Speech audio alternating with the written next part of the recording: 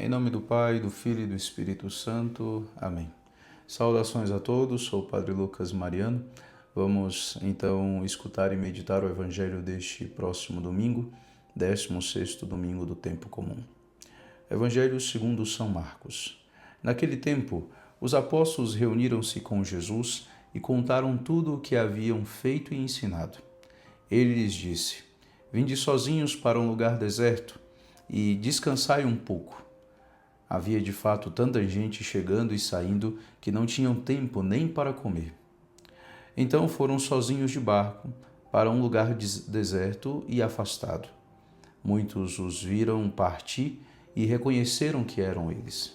Saindo de todas as cidades, correram a pé e chegaram lá antes deles.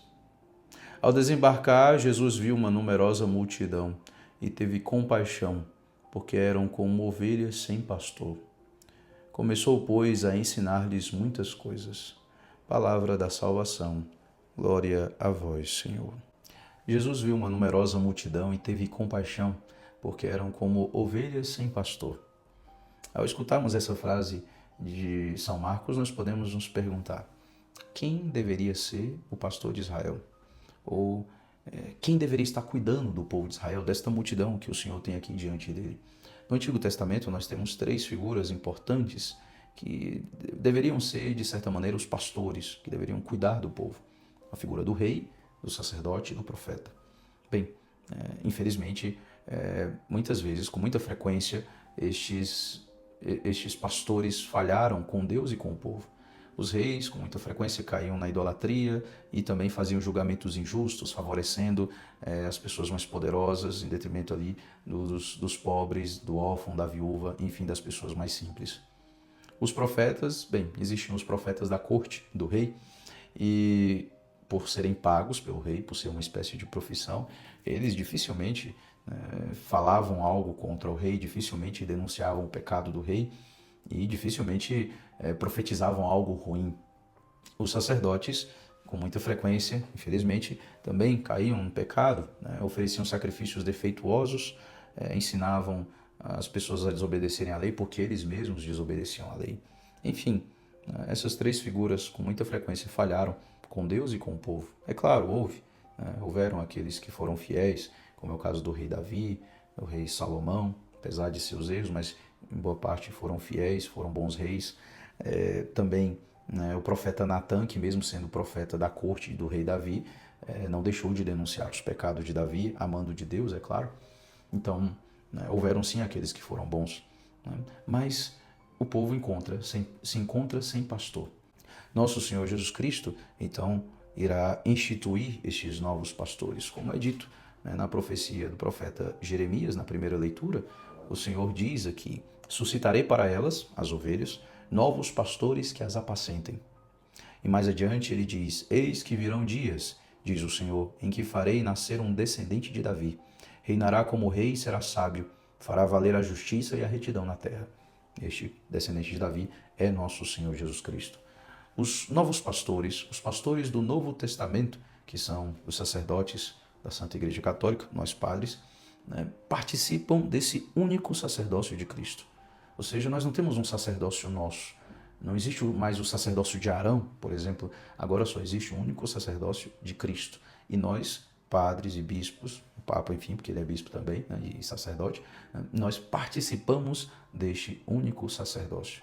E o Senhor instituiu os padres, os bispos, enfim, instituiu este sacerdócio para que o sacerdote fosse presença concreta do Cristo. E uma vez que existem estes sacerdotes que ministram os sacramentos, as pessoas então podem sentir ali o cuidado do bom pastor, de maneira muito concreta. Nós vemos no Salmo deste domingo, Salmo 22, 23, o Senhor é o pastor que me conduz, não me falta coisa alguma. Nós vemos exatamente o cuidado do bom pastor.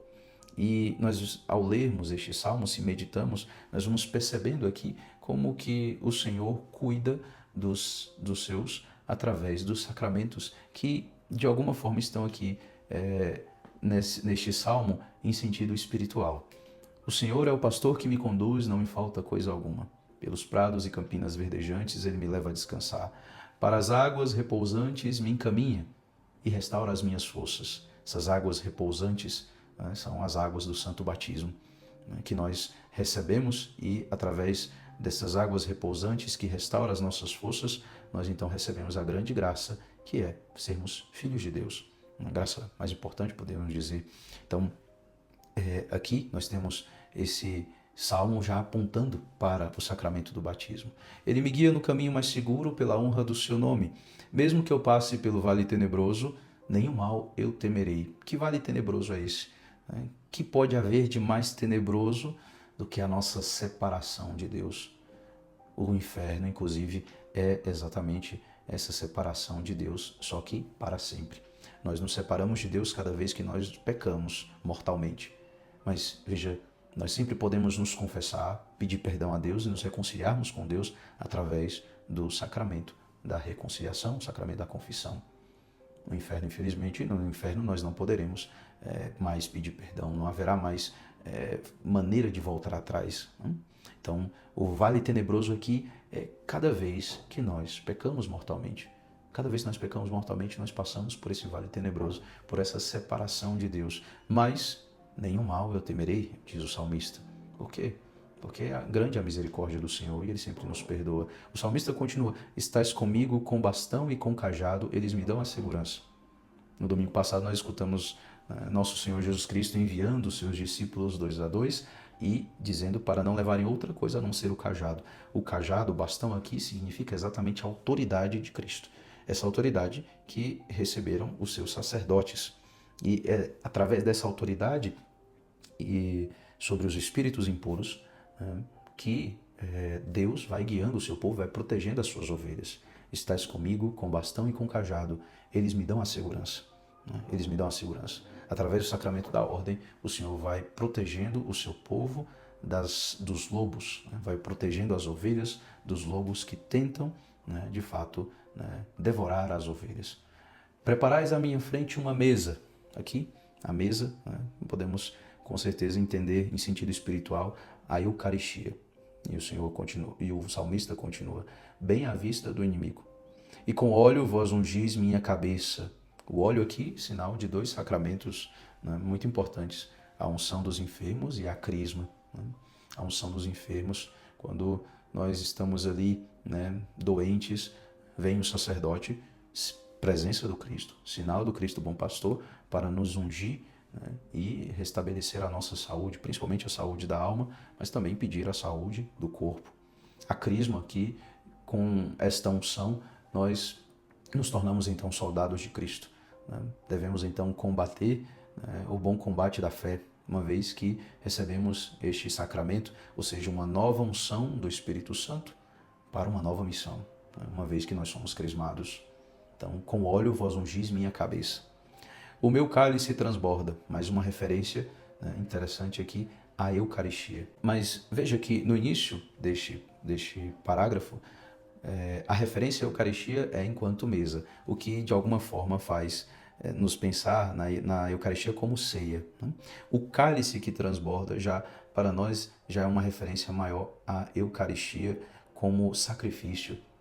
Lembremos do Senhor dizendo: Pai, se possível, afasta de mim este cálice, contudo seja feita a tua vontade, não a minha. Este é o cálice do derramamento do sangue de nosso Senhor Jesus Cristo.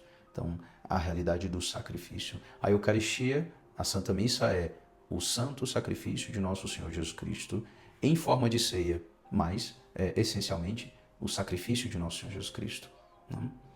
Felicidade e todo bem hão de seguir-me por toda a minha vida, e na casa do Senhor habitarei pelos tempos infinitos. Nós temos esta confiança de que ao recebermos os sacramentos, ao estarmos nessa comunhão com o Senhor, nós vamos então habitar eternamente no céu.